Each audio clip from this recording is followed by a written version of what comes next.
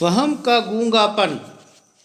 عربی زبان سمجھنے میں عجمیت رکاوٹ بنتی ہے، لیکن عجمیت کی ایک نئی قسم بھی ہے جو عرب والدین کے عرب نژاد میں پائی جاتی ہے۔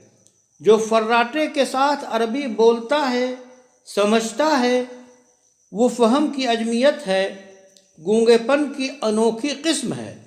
ابن جوزی ایسے لوگوں کو للکارتے ہیں، کہتے ہیں اے فہم کے عجمی، تمہیں سمجھ کب آئے گی؟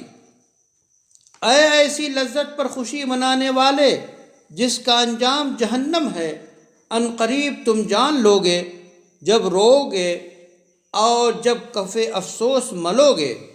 سیدنا ابراہیم علیہ السلام جب گھٹنوں کے بل اور عیسیٰ علیہ السلام لرزے میں ہوں گے